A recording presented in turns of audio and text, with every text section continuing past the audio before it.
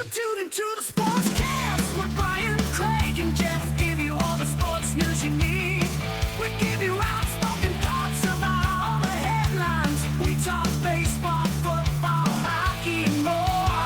No matter the topic, we cover it. Get ready for the show and keep it outspoken. Keep it outspoken. We keep it outspoken only on the Sportscast.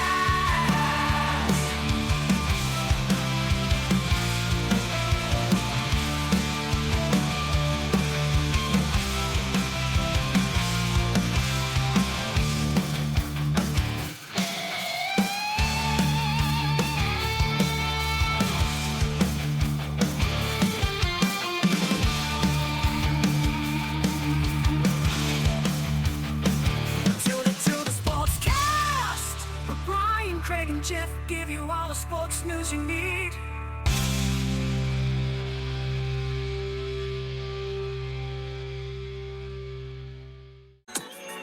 Hey guys, welcome in to the Outspoken Network. This is the Sportscast edition here. We got episode 176, week 16 recap for you. Your host Brian and Craig. Craig, brother man, how you doing?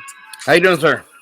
I'm hanging in there. It's just Tuesday, and it feels like a Friday.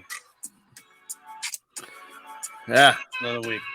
Yes, sir. All right, guys, we got the week 16 recap for you as we cover those games. We got our week 16 power rankings, our Thursday pick of the week. We go over the bowl games this weekend, and we got your headlines, of course. Right after this.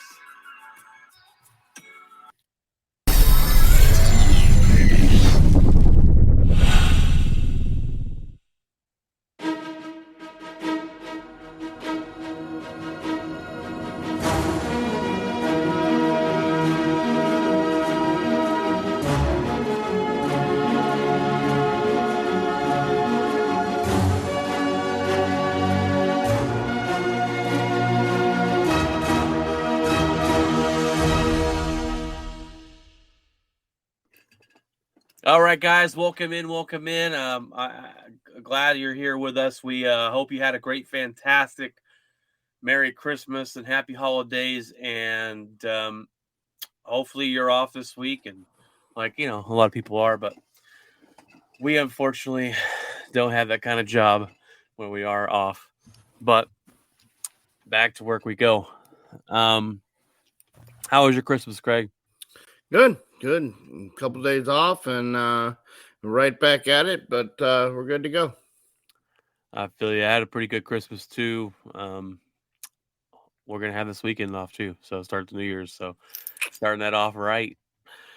All right, guys. Well, week 16 came and is gone. We're gonna go over the games here for you. Now Thursday night, the 22nd, we had the Jaguars dominate the Jets, and the Jets are kind of turning into shambles after the way they started this season and their quarterback situation and their questions that they have there as an organization.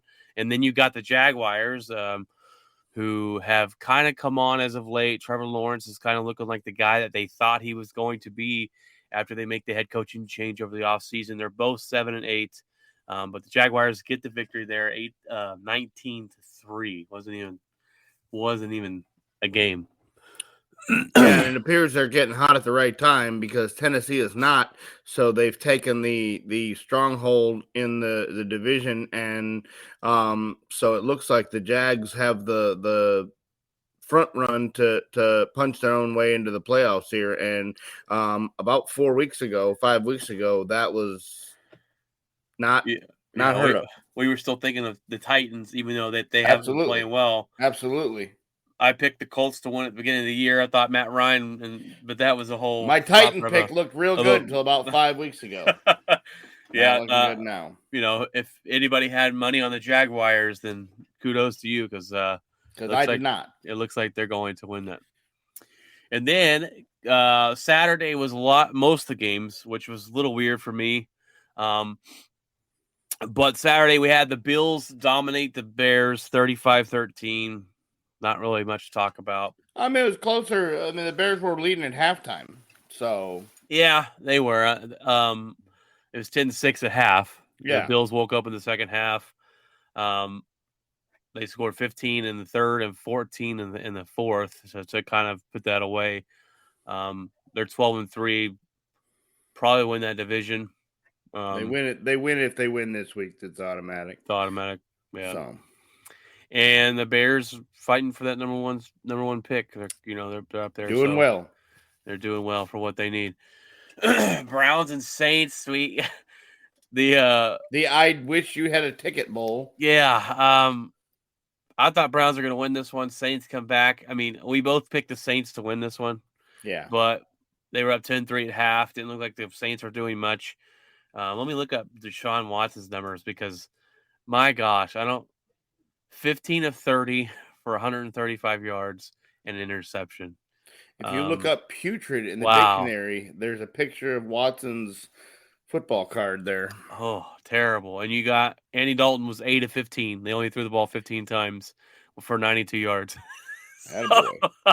Taysom Hill probably threw it a couple times, but still. No, not one pass by Taysom Hill. Okay, then. They threw the ball 15 times. This is one of those games that was dominated by we're going to run the ball. And Alvin Kamara had 846 carries. Yeah, 76 yards. What a boring game that was. Chiefs and Seahawks. The Chiefs won this one easily by 14. They won 24-10. Exactly what they thought it was going to be. Yeah.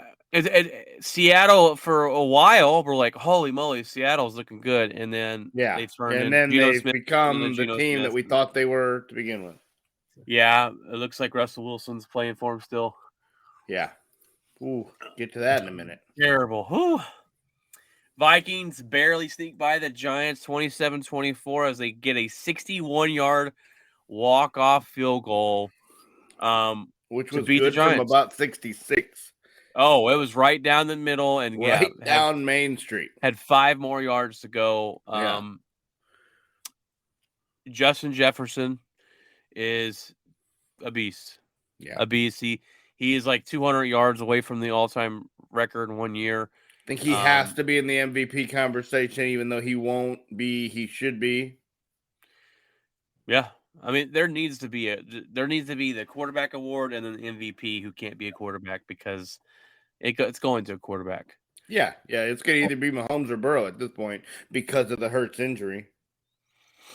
Nah, maybe not. If he misses one game, I don't. We'll see. But what Gardner Minshew did with that team, it looked like Hurts might have been playing. You have the Bengals barely hanging on to beat the Patriots.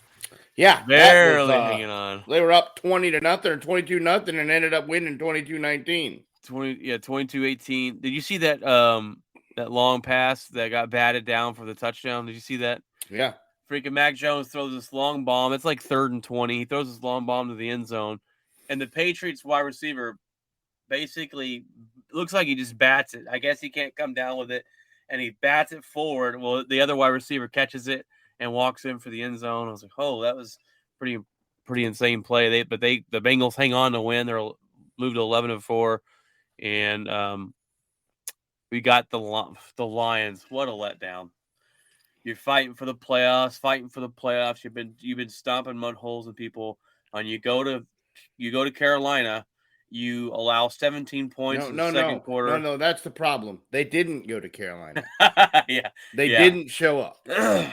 37-23. They get smoked. Well, maybe the offense showed up. The defense didn't show up at all. They let up 2 running backs. Both of them had over 100 yards.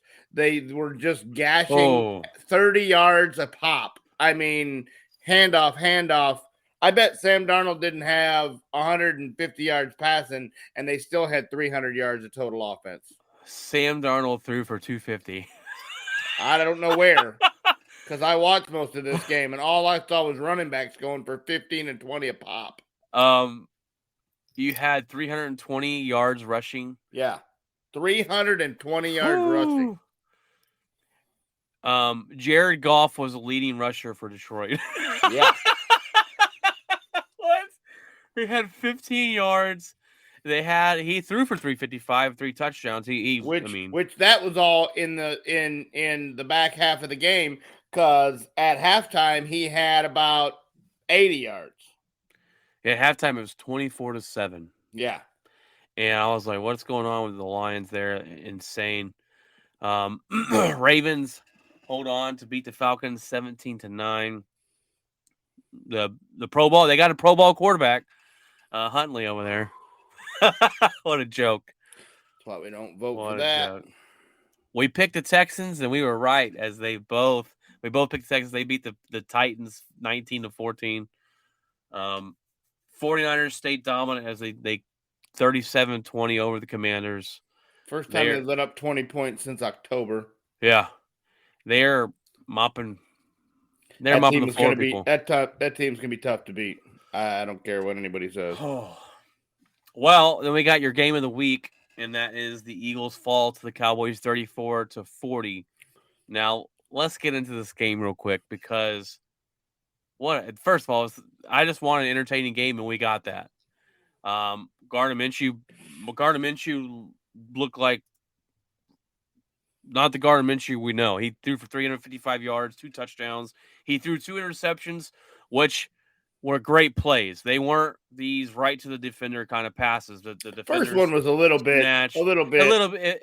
It was off. It was off target, and that's why it was. But he made a hell of a catch. The second one was just a straight rob job, And I think if the wide receiver fights for that ball, they're on the ground together, it goes to the offense. But he didn't. I'm a little surprised they didn't challenge it, because he still had possession of it going to the ground, and then this happened several times in that game where the Eagles had a football and Dallas just on the ground rip it away. The fumble right before 3rd and 30 that Dallas gets back.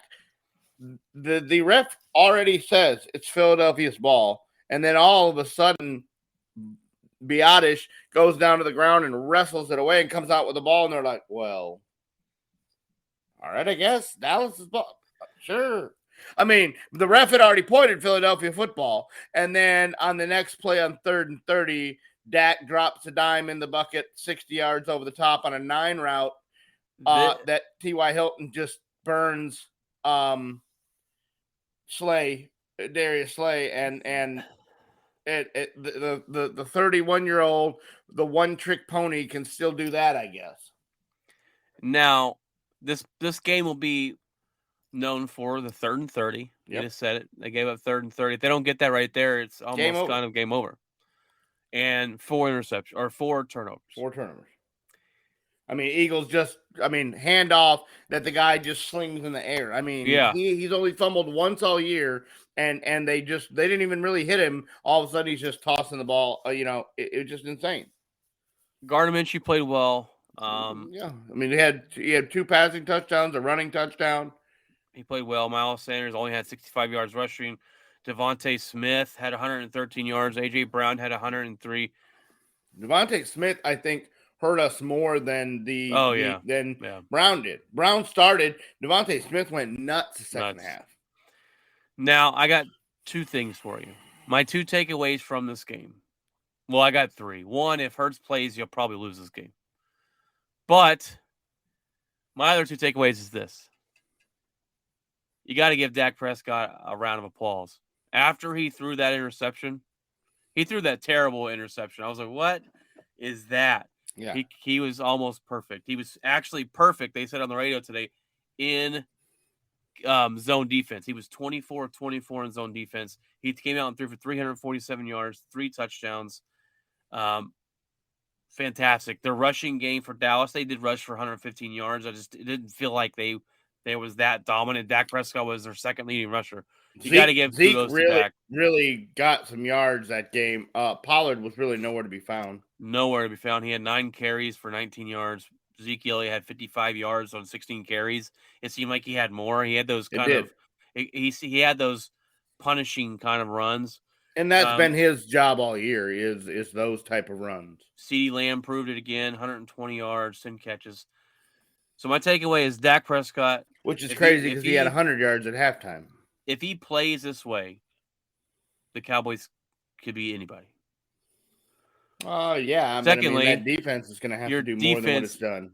Is a big question mark. Yes. You allow 34 points to Gardner Minshew at home. that is unacceptable. You look at this Cowboy team and the beginning of the season, we're talking about, man, our defense is gonna have to carry this offense. Our defense is gonna have to carry this offense. And then now it's, man, if Dak doesn't play like this throughout the playoffs and carry the defense, we're going to be in trouble. I wonder what has changed where this defense is not getting to the pass rusher anymore. They're not sacking quarterbacks. Yeah. It seems like Parsons has been taken out of the game. It's really interesting. Well, that's exactly what it is. It's gotta be frustrating for Cowboys fans. That's exactly what it is. Is they're not getting to the quarterback, which is now exposing the back end of that defense. The back end of that defense has been suspect on one side of the field all year long, and now it's being exposed for that. There's been a couple injuries with the safeties and stuff like that, but that's what happens is first of all, to start the game, Diggs bites on a double move and gets burned by AJ Brown. Bland had the great interception, but he also, his guy Smith, Devontae Smith, the second half goes for multiple huge catches and 2 touchdowns and was wide open on both the touchdowns that he caught. I want to talk about that touchdown celebration too. That's talking about class act. Wow. What was the touchdown? Oh, where he kicks the door into the Salvation Army and robs the kids of their presents. Sweet. What are we doing, bro? Someone made a GIF and said he's celebrating. He's doing the Brett Favre celebration. celebrating robbing the kettle. I mean, I get what he was trying to do with the whole Zeke jumping in the kettle type deal, but I laughed so hard. Come on now! Oh my god! He literally kicks the door in and unloads the presents and is giving them the to mask his teammate. on. Kicks the door in. Yeah, puts the mask on. That's probably frowned upon. And no flag. That was totally hilarious. 2 thumbs up. Only because of the Brett. When I saw it, GIF, it said he's doing the Brett Favre celebration. I died. It was over. So anyhow, but the thing I'm questioning is where's all of a sudden that we thought the Eagles were going to run the ball and win the football that game. They did not. The weak part of your defense has been better.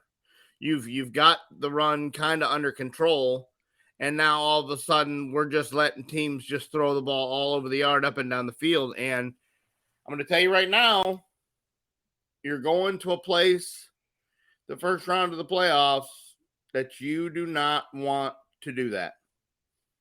Mark my words. Tom Brady is washed. What is the one thing that he will do if you give him time? Where you lose to Tom Brady is Tom Brady has to have people in his face. But his offensive line is dead. Okay, they've already beat Dallas once this year with the same dead offensive line. Dallas's offense didn't show up that game, so you hope that if they put up 40, that's the answer. I mean, Tampa is only putting up 15 points a game, so yes, you hope. But I'm telling you right now, if you let those wide receivers in Tampa run free, Tom Brady will find them. Yeah, he can still do that. and he can do that. And if you don't get in his face and don't rush him and he doesn't have people around him, he's going to find them. And that is a terrible, terrible, terrible thing to do. I don't know. Because that'll get McCarthy fired. You want to know where Sean Payton will be? Let 90-year-old Tom Brady beat the Dallas Cowboys in the first round of the playoffs, and I'll tell you where Sean Payton will be next year. He'll be on the sidelines of the Dallas Cowboys.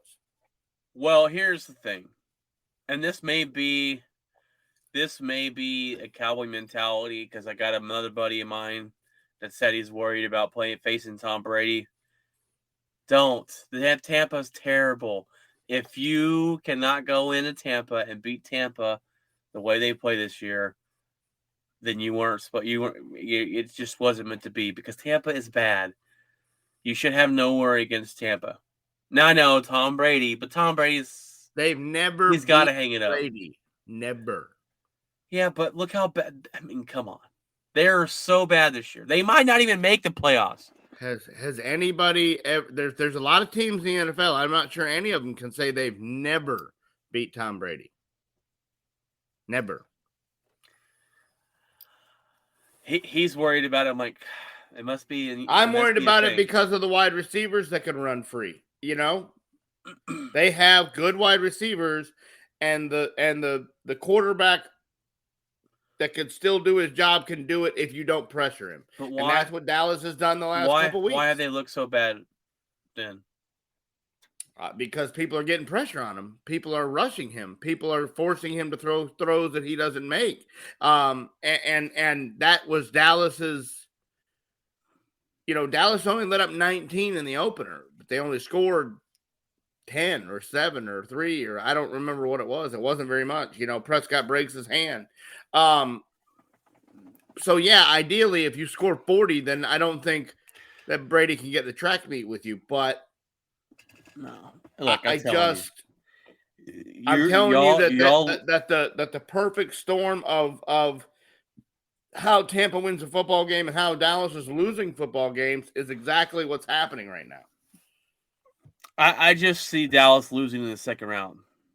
That's probably what's going to happen. You're probably lose to San Francisco, or you're going to go to Philly and may not be able to thing. I in a division game where I don't know if Hurts will be 100%, I take that, but I don't think they can beat San Francisco right now. San Francisco hasn't your been up second 20 round points. would be the Eagles. Well, then I think they have at least a chance. I think they have no chance against San Francisco. You have a chance to beat the Eagles. You just did it. Yeah. Now, like I said, it's funny because if Dak Prescott was playing the earlier the year when y'all played, Cowboys probably win, and if Hurts is playing here, Eagles probably win. But who knows? And now when you face them, when y'all face each other in the playoffs, I think it's almost inevitable y'all gonna face each other in the playoffs. You're gonna face a team that we haven't seen Hurts on the field with Dak this year, so yeah, it'll be a game you haven't seen. But yeah, Dak played great Sunday. I mean, you can't really argue that. You take away that interception. He's played great. He's played great, other than a pick here or a pick there since the last 5 weeks.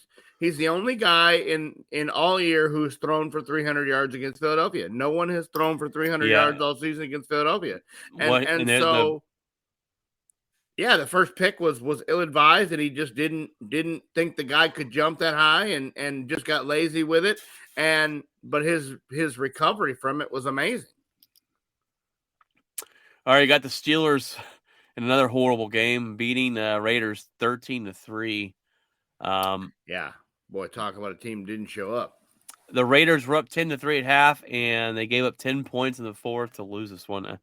The Raiders, I don't know how long you've got this coach. The owner's already come out and said, "Hey, McDaniels, don't worry about it. You got plenty of time. I'm not, you're not on the hot seat, basically." And I don't know how you're 6-9 with the talent they got on this team, the money they spent on this team. Usually at the end of the year, you spend all this money to get guys in here. And at the end of the year, losing record, it's like, all right, someone's got to go. But I guess they're going to give him time there. But that doesn't look good either. I mean, it's not. I mean, it's not dumpster fire Denver, but it's real close. It's almost wheels off the track there. Yeah. But and the Steelers, and they don't look very good either. No. All right, then we go to Sunday's games, and Packers Dolphins. First half, Tua's darting us up. I said, man, they're up 20-10, 20-13. We scored a field goal at the end of the halftime. Tua's looking good. Green Bay's looking like crap. Aaron Rodgers missing throws. Our best wide receiver goes out. I'm like, yeah, we're going to lose this game. Well, we don't. We win 26-20. Tua in the second half throws 3 consecutive interceptions. Right? I mean, just horrible. Terrible. Like, right to, I don't know what he was looking on any of them. He overthrew Hill and one right to Alexander. The last one that sealed the deal Was right to the linebacker. they were like, this is high school stuff that he should have caught here. Yes. No way. No way. We'll get into a backstory a little bit in headlines about that, but Packers still alive. They got to win out. They got to have the Commanders lose one or the Giants lose the next two. Is it possible we do it? Sure, but we got to face the Vikings and the Lions. We probably don't. I was on Team Tank 3-4 weeks ago. We keep winning games, so whatever. Screw it. Get into the playoffs if you can. The Minnesota game will be your deal, and I think unless Washington loses this week, I don't know what Dallas has to play for in week 18. You sit out your players. Just to be healthy. That's never been a thing for McCarthy. He's never really done that. Even the year that they made the playoffs, he played guys, up until the end. Because especially if I don't know. So it'll be interesting to see. Yeah, I'm just hoping for one more loss for them. I don't know who the Giants play.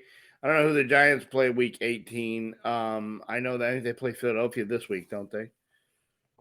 I'm not sure. I haven't even checked that. But the Packers are favored against the Vikings this week. Because the Vikings are frauds. I'm telling you. They're 11-0 in one-score games, which that never happens. That says, all right, they've gotten lucky quite a bit. We have a better DVOA. Well, they should have lost the last 2 weeks. They're the only team 33, and then the Giants had them down, and they somehow come back and win that football game. They're the only team in NFL history to have the record they have or whatever. I think it's either that or win 11 one-score games and have a they only have like a 3 differential in points. Oh, the Giants are 8-7-1 and have a negative 28 point differential. So do that. Yeah, insane. I'm like, what? They're frauds. The Packers, the Vikings don't got nothing to play for. Yeah, can I play them in the second round? Yeah. And then the Lions, though, they'll probably be fighting for the playoff spot, just like we were. The Lions, the last week, if you get down to that, you're going to be in trouble because they will be. So they should beat the Bears this week and have a front run to the playoffs. Yep. Which is it could be Packers, Lions for the last wild card spot there, but could be. We'll see. Broncos absolutely get just roundhouse kick to the face, 51-14. Baker Mayfield has a day. Let's see. Oh, I guess not. 230 yards, 2 touchdowns. They rushed for 118 yards on the ground. Cam Akers looked pretty good. I guess the Broncos defense, and I picked Denver to win this game. Russ throws 14 picks that game, so 3 interceptions. They pit Brett Reapin, whatever his name is. They only rush, their leading rushers only rush for 34 yards. What? Where's this defense at, Denver? That's what I was hoping on here, that they would step up and win. But 4-11 are terrible. Rams are 5-10, and just absolute, just garbage. Yeah, garbage. Bucks beat the Cardinals 19-16 to stay. They said basically they're pretty much going to wrap up the division if they win. They win and they win and they clinch. Yeah, they play the Panthers, and then the Cardinals clinched their way in Monday Night Football as they beat the horrible Colts 20-3. So, and that might just save that guy's job. Yeah, we were talking about the Chargers charging it up and the time for a head coaching change. Them somehow making the playoffs. They're going to have to play Cincinnati round 1. They don't want to do that. But it might save his job. unless they just go in the playoffs and just get absolutely embarrassed. If it's kind of a game and they kind of show some deals, then maybe the injuries, he can point to some of the injuries. Keenan Allen's been hurt. The wide receiving core's been decimated. And so, yeah. Maybe. I mean, at one point, when you have a quarterback the way you do, and we know Herbert's a good quarterback. I'm not gonna just sit here and blame it on him. There are some times where, yeah, you're gonna blame him a little bit. He's gonna take some of that blame. And you got the talent, then it falls on the head coach. And I think Staley his stint might be over. Maybe not this year because they are going to make the playoffs, but they are underachieving big time there in LA. So I think Craig is frozen. Craig, are you there, Craig? Yep, Craig is frozen. He'll be back in a second. I mean, the Chargers are underachieving. I projected that they would have I projected that they would win the division. I projected that they would make it all the way to the AFC Championship game. They still could. They still could make it there, but I'm going to highly doubt that. And they underachieve. They don't score an offense. Maybe they need a new offensive coordinator. I don't know if Staley is actually calling, the offensive plays or what, but they need to change there to get this quarterback going. And we'll see if it works out. But and Craig's right. That might save his job out there in LA. Craig is back, having some internet issues there. AT&T at its finest. At its finest. No, you're right. That probably this might save Staley's job, making the playoffs, but they're underachieving. And I don't doubt that, but it might just give him another year. Yeah. You have the talent. The team spent money. You have a quarterback and Justin Herbert, who's first amazing. time in his history that they're going to make the playoffs with him. Yeah. Here we were thinking he's an amazing quarterback, and he basically his career record is 500 or just a game or two under 500, and the first time he ever makes the playoffs. Yeah. I mean, there's something to it. Like he surprised me coming out because the scouting reports said he was not ready for the NFL to start year one. He basically starts year two after the debacle of what's his name with the punctured lung, Tyrod Taylor's punctured lung. Oh yeah, and the doctor that stabs the needle into his deal. He never gets his job back, and Herbert is one of those. It's interesting because he makes these throws that no one else makes. He makes these throws, and you're just in awe. Oh my gosh, what an amazing pass that was! But there's something missing as far as what it takes to win games. That's the plays he needs to make. And I don't know if that's Staley that's calling the offense. Maybe he needs a different offense. Yeah, I don't know. I'm not sure, but. And I projected the Chargers to be in the AFC Championship game, and they could be, right, because they made the playoffs. But it's going to take a lot to get there. Yeah. I just don't. You have to beat a hot Cincinnati team or a hot Buffalo team, or Kansas City, or you got to go through those. I don't think you're going to beat any of those teams. All right, our Thursday night pick. Those are the games of Week 16. Our Thursday night pick for Week 17. You got an easy game: Cowboys versus Tennessee. In Tennessee, it's obviously Cowboys. I mean, they still have something to play for because they won't know the result of the Philadelphia game, so you can still technically win the division. I think you could pick Cooper Rush in and win this game. I mean, probably the way Tennessee has looked. When they lost to Houston the other day, I mean, Houston has played better, but Houston's not actively trying to win football games, and Tennessee didn't look good at all. Not at all. And you won't have Tannehill for another week still. So you're going to go with the rookie quarterback in Malik Willis. I thought he was out the rest of the year. Willis?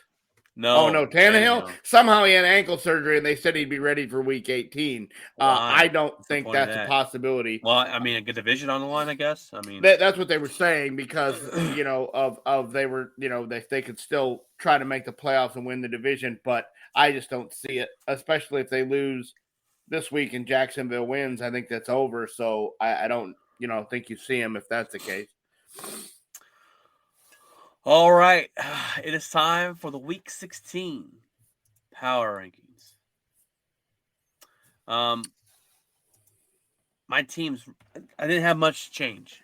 No, yeah. I really didn't. And just so you guys, real quick, if you want to get on it and comment to us, go on to YouTube, our Outspoken Network, the Sportscast tablet there, and you can comment live to our show and react with us, and that would be awesome. Week 16 power rankings. Let's go from 5 to 1.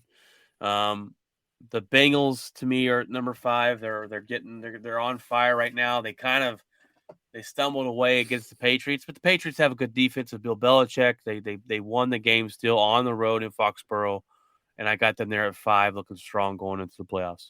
That's the same thing. I they probably could be a little higher, but I just with the other 4 teams, I just don't. I just think that's where they need to be.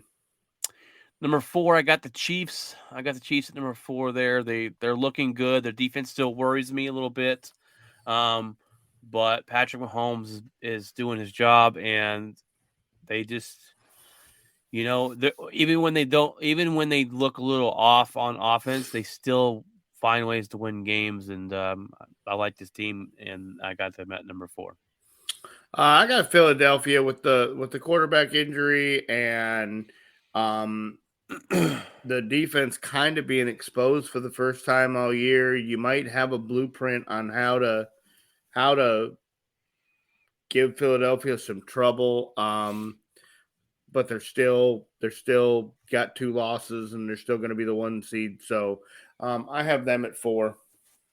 I got the Bills at 3. I mean, they are a juggernaut. Well, I wouldn't say really a juggernaut. They started off the season as a juggernaut, but they just beat the Bears handily in the second half. Team you don't want to face in the playoffs. I would like to see them take that step in the playoffs and flip on to that next switch and be the team that we thought they were capable of being this year, but we'll see if that happens. Who do you have at 3, Craig? I have Buffalo as well. I have been a little bit disappointed, and maybe it's the UCL injury, maybe it's just that they haven't really they've pretty much had a stronghold on the division for the last 3 weeks. Miami has fallen into deal. The Patriots aren't as good as we thought. The Jets have fallen on dire straits. So maybe with kind of having the division on lockdown, even though it's not officially theirs yet, maybe they've kind of gone into cruise control. But I haven't seen what I saw the first month of the season. The first month of the season was Josh Allen revenge tour, and we talked about it, and we didn't know if they'd lose a game. And all of a sudden, they hit a real big stumbling block. Miami beat them, and they looked bad against Detroit on Thanksgiving, and they should have lost that game, and they should have lost a couple more games. And they're winning, but they're winning they were down to the lowly Chicago Bears at halftime, and then all of a sudden kind of kick it in. And I'm telling you right now, in the playoffs, if you get behind the block and get behind a Cincinnati team or get behind a Kansas City team or get behind if Miami gets healthy and starts to put up some points, you don't want to be playing catch up. So I need to see Josh Allen revenge tour mode kick back in the last couple of weeks and make a statement, because the bye could actually hurt him. Puts a team into kind of the lackluster form, and I understand nobody wants to play in Buffalo in January because there might be 19 inches of snow on the ground, but I'm telling you, it's if if they have to kick it in, they need to kick it in, and I haven't seen that other gear. Exactly right, and who knows if that gear comes on in the Yeah, playoffs? And that's what I'm saying. If you haven't used it, is it there when you need it? right. I got the Eagles at number 2. They were number 1 last week. The Eagles, I took them down not for losing. They had their backup quarterback in, but to me, it's more of you just gave up 40 points, and your quarterback questions is my biggest thing. Is how hurt is Hurts? Is he going to play this week? Going into the season, it would really suck for the Eagles if they had this amazing season, their quarterback gets hurt, and he's not able to go in the playoffs, and they end up losing because of it. But hopefully they get it back for the playoffs. So Lane Johnson will be back for the playoffs. They're hoping as well. And that was really, I didn't make that point when we were talking the Cowboys game, but they weren't getting to, what's his face? Gardner Minshew. Yeah. And Lane Johnson goes out that last drive, and they were able to put pressure on Minshew where he's hit that last throw. He threw it. He deceived it for his life, and it was like, where was that? That put a strain on him. But so hopefully Eagles get healthy, but I got the Eagles there at number 2. I have Kansas City. They've somehow won football games. They are right at the top of the AFC. They've won that division. They haven't really looked bad. Mahomes has looked incredible. Like they're going to be very passing yards. Yeah, they're gonna be it just here we are. We thought he was going to lose a bunch, and he hasn't lost anything. And he's taking whatever's given to him and making it work. And he just continues to blow you away. And so, but I can't put him above the team I got at 1. And we both have that same team at 1, the 49ers there. And they've just what they've been able to do with multiple different quarterbacks this season. This defense has it. This is the first time they give up 20 points, and I think was it all year or just since October? Since October, since they gave up 40 to the Chiefs. Purdy's come in and played really well. He's not scared to throw the ball, and this system that Shanahan has is created for that.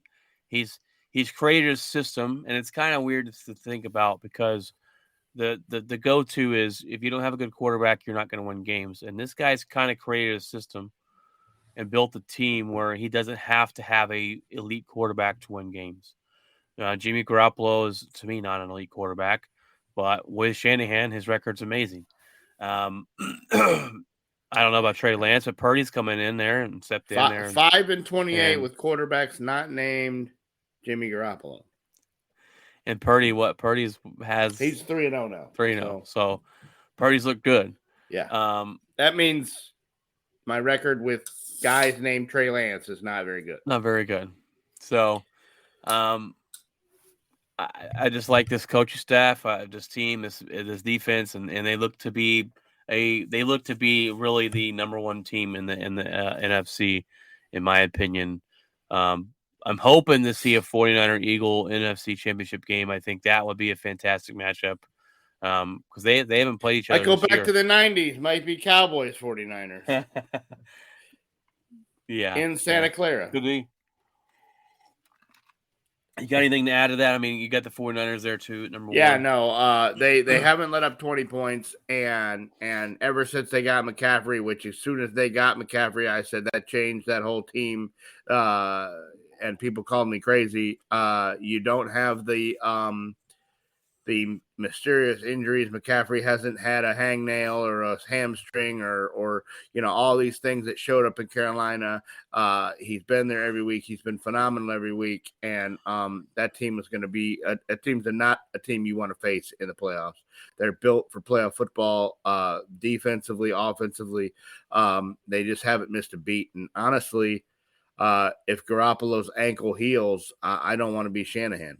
Because I don't want to have to make that decision. I would have rather had Garoppolo have to have the surgery and have that decision taken out of my hands. that's where I'm at. Is I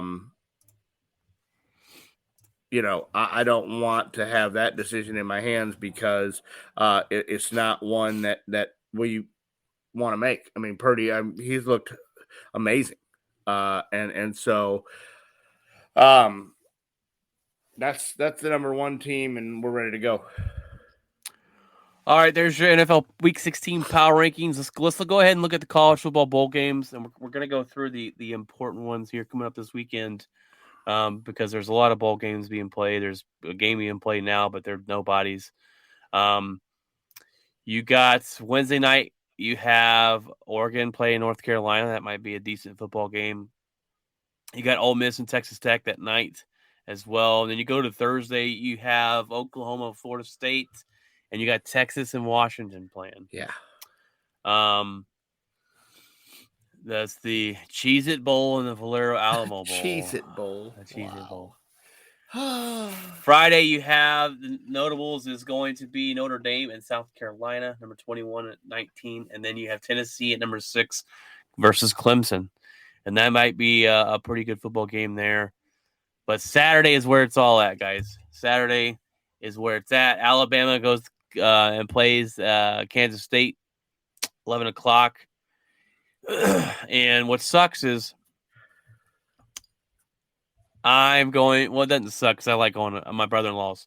He just moved out. He lives 2.5 hours away. I got to drive out there after work on Friday, and I got to text him in a little bit and say, "Hey, do you got a TV? Because I cannot miss TCU and Michigan playing 3 o'clock, and then you got Ohio State at Georgia later that night." So I hope he has TV because these are some games that I am not going to want to miss. But those are your college football playoffs right there. And it was funny. I was just having the discussion that how unimportant or talked about have the major bowls become. Your Sugar Bowl and your Fiesta Bowl and your Rose Bowl, like those aren't even talked about anymore. It's the I want to watch the 2 playoff games. I want to watch the national title, and it's like the major bowls that people used to want to be a part of. They wanted to be a part of the Rose Bowl. They wanted to be a part of the Sugar Bowl. They wanted to be a part of the Fiesta Bowl. Those games just don't even matter anymore. And talk about not matter. Wait till next year when they go to 12 teams. They won't matter at all. None of these will matter. No. And my buddy Ryan used to be like, "Oh yeah, we got this bowl." I'm like, I don't care unless it's playoffs. Yeah, you go to your Fiesta Bowl, and I mean, like, look, you Cheez-It Bowl and your Pollen Weed Eater Bowl and your the Capital One Orange Bowl. Your Dave's Meineke Car Bowl and Barstool Sports Arizona Bowl. Yeah, that's an actual bowl I'm looking at. Yeah, it's just ridiculous. Hold on, I got one for you. Tony the Tiger Sun Bowl. Yep. And anybody who will sponsor it, you could have somebody that just randomly throws some money down and they would name it after him. It would be ridiculous. The Tampax Bowl. Yeah. I mean. Well, what's funny is the Orange Bowl, the 2 teams that are playing it wear orange. So that's kind of funny. Yeah. But no, you're looking for the Sunday night, the Saturday matchups. Yep. Your prime time, Yeah. People are going to watch Alabama, so they'll probably whoop up on Kansas State. I would think so. Michigan probably beats TCU. I hate to say that because TCU is my team. And then I got Georgia. I got Georgia winning it all. I think you do too. I don't. Probably. I want to see a Georgia-Michigan matchup. I want to see it too because I want to see if Michigan can at least put up a better game than they did last year. Last year I was so excited. And go in there and they just got worked. I mean, it was from the get-go. You could tell that Georgia was a better. That quarterback last year was the guy that I wanted them to have as a quarterback. I didn't want them to use the other guy. They did, the Stinson Bennett, and I didn't think this guy could hit the water if he fell out of the boat. And he threw the ball all over him. I mean, just all over him. They ran, and the defense was great. And so I hope Michigan has a better answer this year.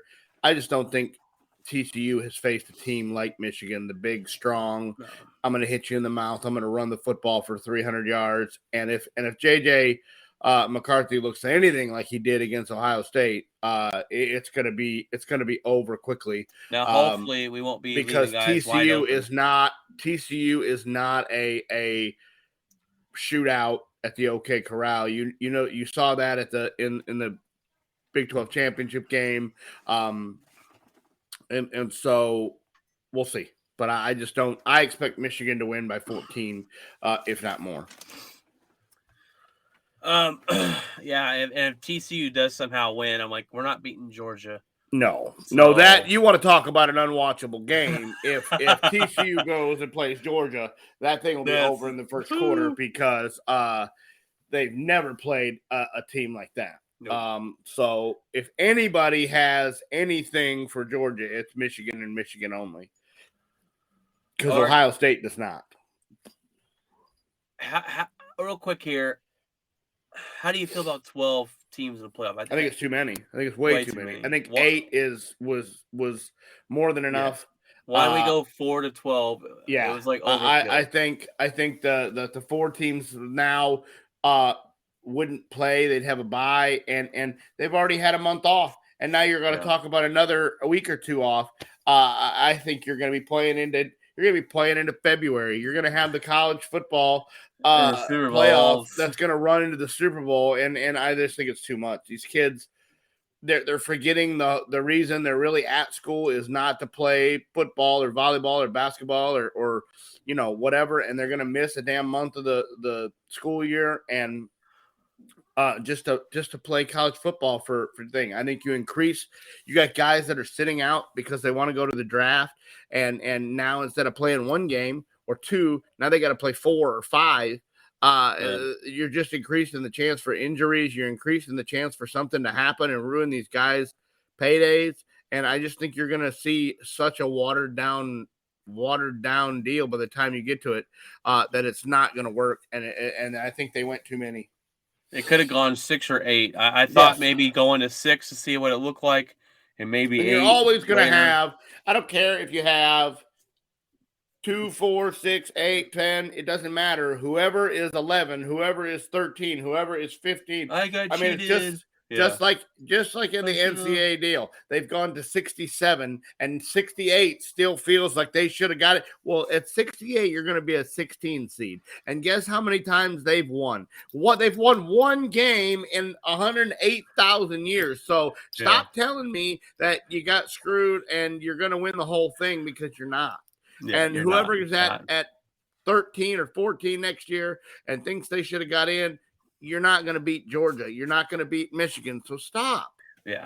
I mean, you might have that one year, but then that's what I'm saying. You've had one guy. Are you going to do it again? Are you going to go? Are you going to do it again and again and again and then win the championship? No, it's not. No, it's not going to happen. You've had one Cinderella who 16 beat 1 in the NCAA deal, and then the next time out, just got their doors blown off, and Cinderella's slipper was smashed. So stop it. Stop it. All right, guys. We got your headlines coming up right after this.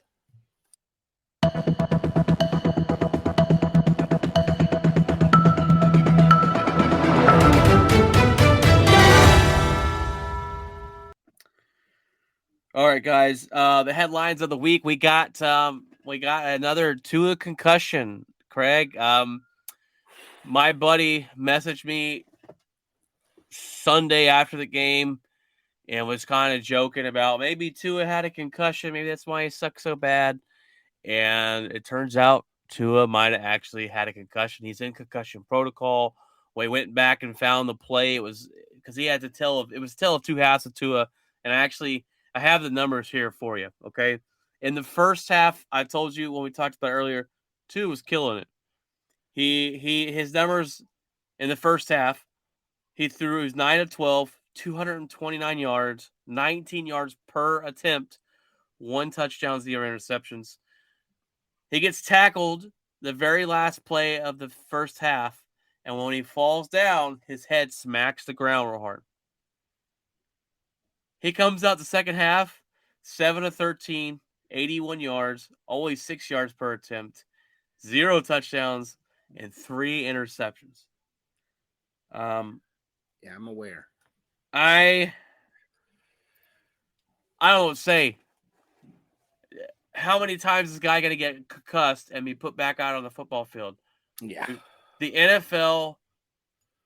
No. The Miami Dolphins need to have someone on their staff that knows what a concussion is, because apparently they don't. How does people miss this? I don't know. You've talked to him. If you're the head coach, you had a conversation with this guy at halftime. You can't tell that there's something wrong. You put him back out there. He obviously, after the first interception, you have to go to him and go, what were you looking at? After the second interception, you got to go, hey, what are you looking at? And they didn't see any of it. And this is not, if this was the first time all year, okay, I get it. But here's a guy who has had to be carted off the field and had his hands were stiff from actually being blacked onto the field. He had the other concussion the week before where they had to physically hold him up and walk him off the field, and they put him back in the football game and let him finish that football game. This team, if the NFL does not go to the Miami Dolphins, like I said the other day, I love what Mike McDaniel has done with that football team. I love everything they've done, but you are putting people in harm's way. And after the other one, they said he should retire. Now he's had a third one this season. I don't see how you can put him back on the field, even if you make the playoffs. I don't.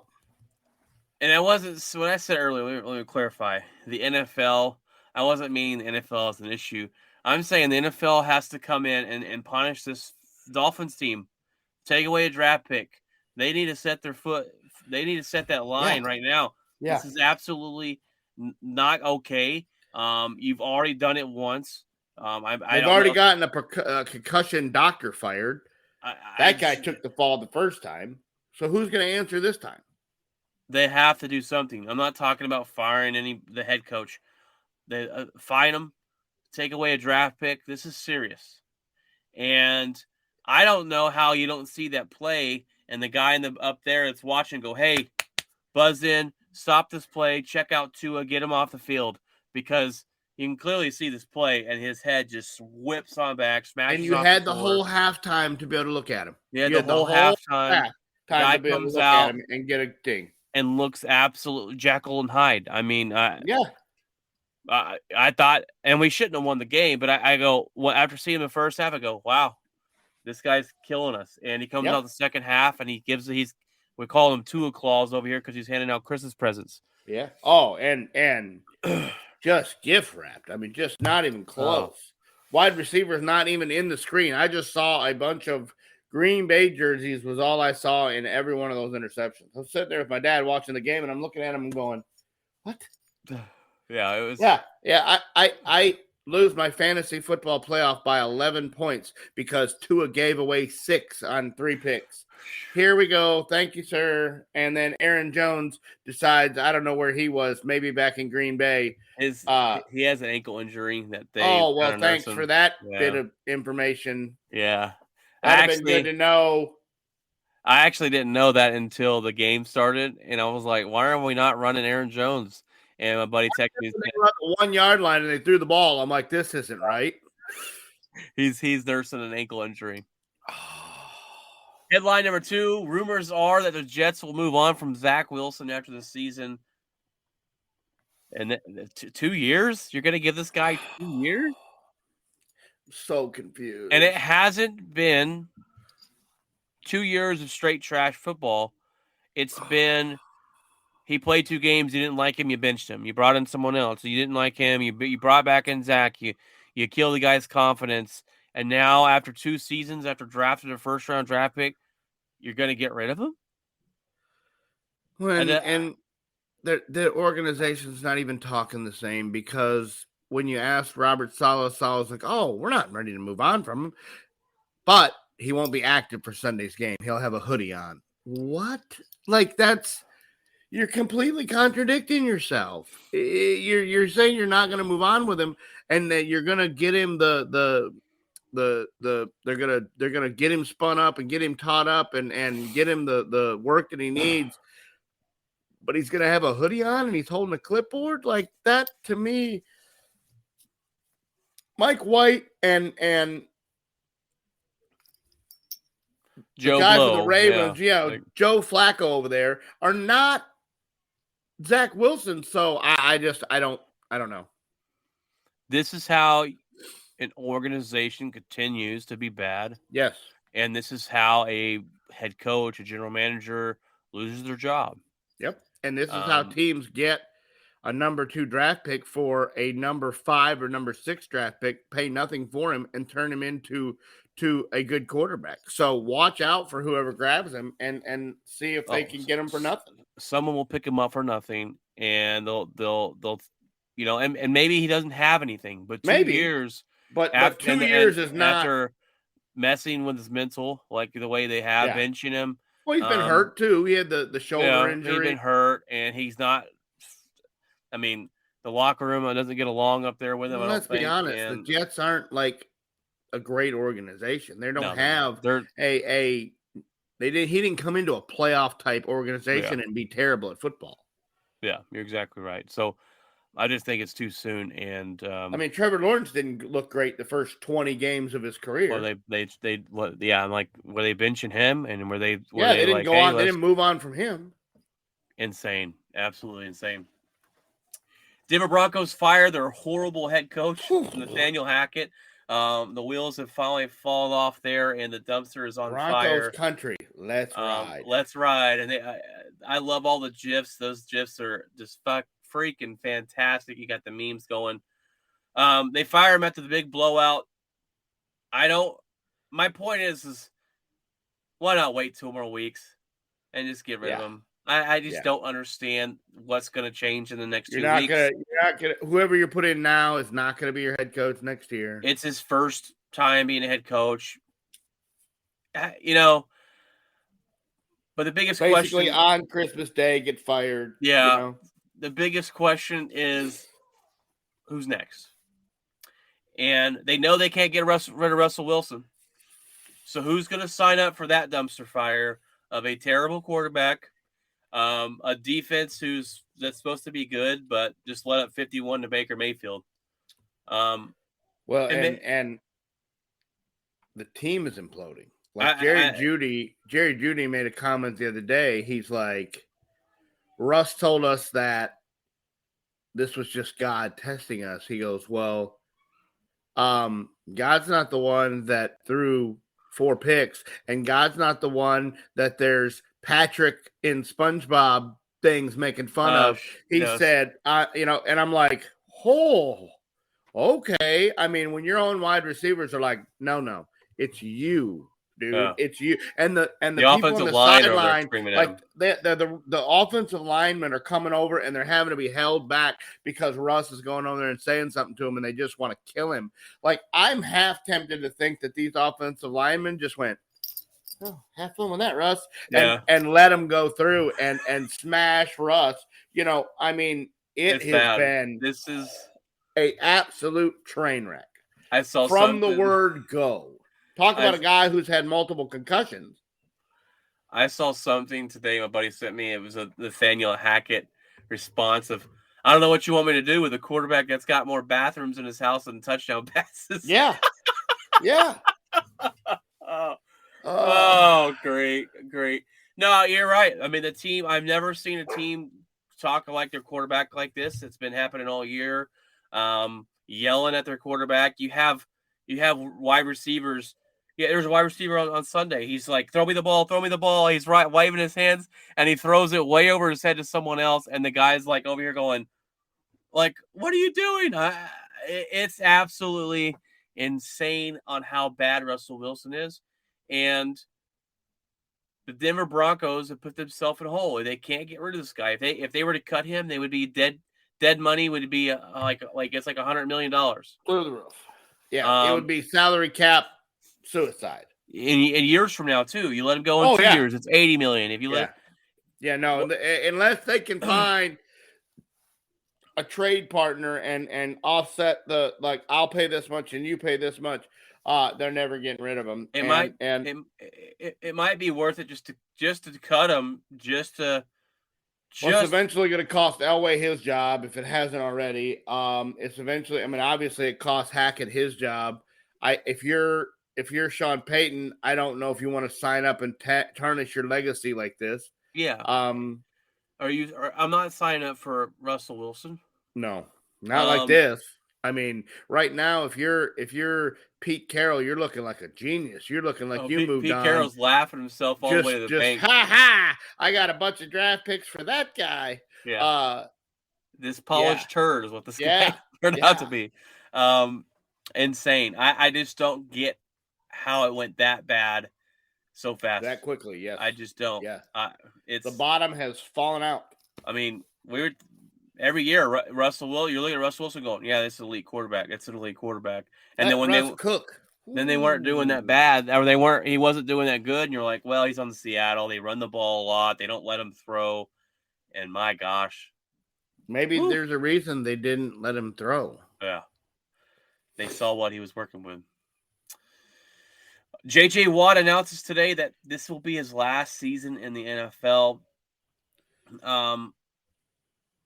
Guy's an absolute first ballot Hall of Famer. Yeah. One of 3 people that are Defensive Player of the Year 3 times. The guy has just been a class act on and off the field. I mean, every time you turn around, he's paying for somebody's funeral or spending time with little kids or donating time or donating money. And the way he retired, sliding it in an Instagram post, instead of wanting just the absolutely J.J. Watt-esque. The guy doesn't want attention. He's done all these things his whole career, paying for different things and buying people things. And, there was a guy who had a parlay that was going to hit if J.J. Watt, if the Arizona Cardinals scored a defensive touchdown and Watt scoops up a fumble and was running to the end zone and the refs blew it dead,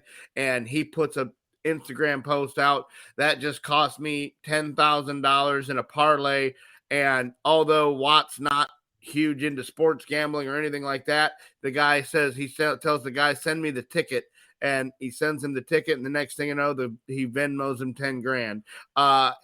Cool. It just, all these things he does, he doesn't want credit for any of them. He doesn't want attention brought to any of them, and he announces his retirement like this and didn't want it to be, just takes a picture of him and his wife and says, this is my daughter's first football game and my last home game. And everybody's like, what is this? And it took them 24 hours almost to figure it out. And that's just what Watt wanted. And it worked out. And I hope he's part of an NFL organization for years to come. I hope he's a defensive coordinator. I hope he's a head coach. I hope he's a GM. I hope he's something in the NFL because, or an announcer, something to do with the NFL, because that guy is just an absolute class act. He is, and he's a great character, great guy. I hate that injuries played a big part in his career. Yep. I hate that he never got to play in the big game or the playoffs very often, or he played any of that. He played for a organization in Houston that we've turned out in the last couple of years to be very and of all the places he could have gone, a debacle. To pick Arizona, I don't know why. Yeah, just a debacle. You would like to see him go and get a ring. But class act, like you said, and his brother is on his way to the same path there in Pittsburgh. Yeah, an absolute beast. He does have the health issues as well, but that's for another day. But J.J. Watt, kudos to you, brother. All right, Craig, we got one more here, and I'm going to let you do this because you know more about it. You're kind of right there in the front lines of. I want you to break down the Carlos Correa debacle for us, if you would, in the Major League Baseball. So Saturday we did a show, and I come on here and said the Giants found an injury, and Nobody, I can't believe it's from 2014. It's an ankle injury where he slid. It hasn't been a problem his whole career. And while I didn't necessarily want the guy because he's a career 270 hitter, he can't hit home runs. He's making people move positions and all this stuff. Lo and behold, about an hour later, the Mets find the same problem.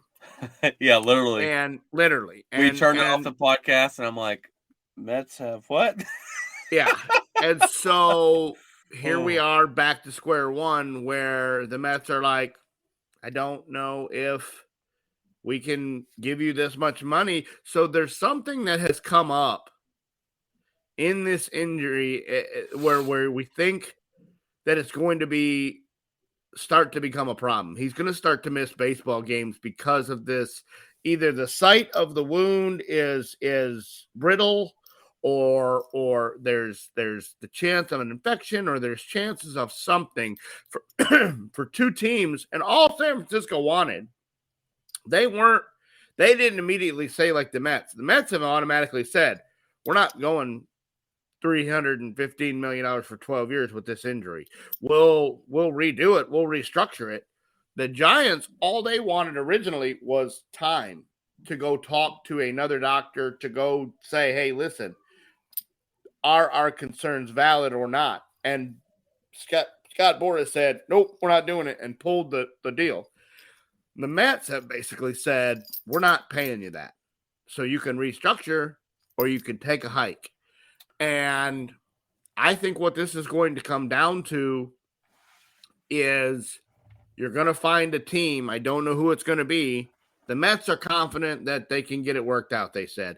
I'm not, because of the agent that he's dealing with. With Scott Boras sees dollar bills. He doesn't see team-friendly opt-out clause, this clause, that clause. That's why I was shocked that he signed the one-year deal with Minnesota, because Scott Boras doesn't do that. Scott Boras wants to back up the Brinks truck and make as much money as he can, strike while the iron's hot. He doesn't do one-year prove-it deals. What I think you're going to find is just like where the Red Sox wrote in the J.D. Martinez, they had the questions about his foot, that they weren't sure about his foot. They found a deal in the physical, and they went to JD and they said, listen, we're willing to do this. We're willing to move forward. We're willing to go forward with this, but we're going to put the nomenclature in the contract to where if you miss games because of this foot, we can not be responsible for this money, and they wrote the deal a certain way to where everybody was happy. If I continue to play and don't miss games, I'm going to get my money.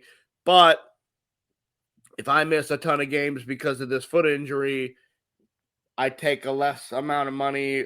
This structure, everything like that. And they restructure it.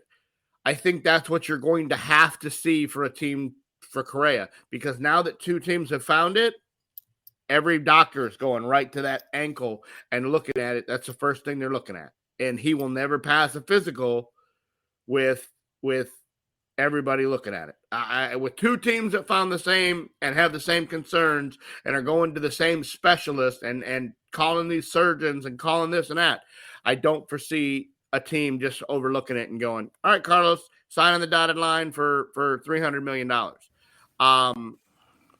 So I don't know if he signs with the Mets. That's what they want. That's what the thing. Major League Baseball is extremely upset that the Mets have come out and gone into so much detail of HIPAA, basically just threw HIPAA right out the deal, because the Giants just said it's an injury we were concerned about, and we can't go forward with it. And then even when they did come out with it, they were like, well, it's a leg injury from 2014. That's really all we could say. The Mets are like, ankle injury, break, surgical, this, that, stent. He had this, he had that. He's got ligament damage. Like, they are just full-blown Doogie Howser MD over here, just telling the whole world about Carlos Correa's leg, and MLB is not happy about it at all. So I don't know if there's fallout from from that down the road. But boy, I'll tell you right now, one of the biggest names in baseball for the last several years is the talk of the offseason.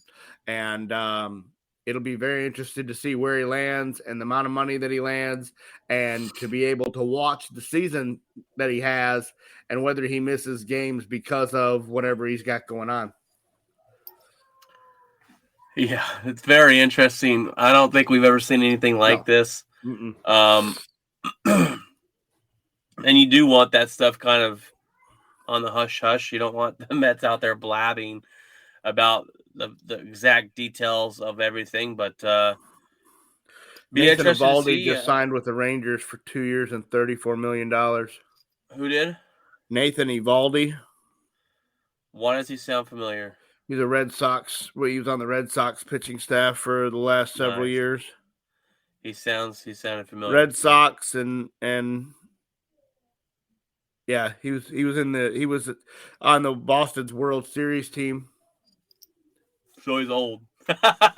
2 years, $34 million, pending physical. Nice. I'll take it. We need as many bullpen and starting pitchers as we can get. But we also need an outfielder as well to go along with it. But, we'll see. We'll see how the season pans out. I'm ready to see DeGrom, and might need to get me a DeGrom jersey, but we'll have to see. My next jersey I'm going to get is a Dallas Stars jersey, though. I just don't. I'll probably get Robo. He's an absolute beast. What's hanging in my closet? They're expensive, though, man. They're like $130 if you want. Quad pay, bro. Quad pay. If you want the... But, anyways, guys, that's your breakdown of the show today. Thanks for breaking that down, Craig. Great job there. We're getting close to the playoffs. We're going to be talking about that a lot, getting into the playoff picture here. And I don't know about you, Craig, but I'm interested to see the new Pro Bowl. They changed it up. Now it's a flag football game without football, without pads like it used to be. Skills competition. So we'll see. I kind of like that stuff, but we'll see. It's just when you have a guy in Hundley. Yeah, it waters it down, and it's just it is the fourth QB selection, and Tua's not a Pro Bowler. Like what a season he had. It's the for a minute Tua was in the MVP race, and now he's not a Pro Bowler, but yet a guy who hasn't been able to put up points as a second string quarterback in the Ravens is a Pro Bowler. I'm very confused. It's the basketball popularity. Everybody gets whatever. in. Everybody gets in. Yeah. One thing we didn't mention: Dirk Nowitzki's statue was put up on Christmas Day. Beautiful statue here in front of the American Airlines Center of his beautiful fadeaway shot. So that's pretty cool. All right, guys, that's the show for today. We will see you back here on Friday. God bless, and remember, keep it outspoken.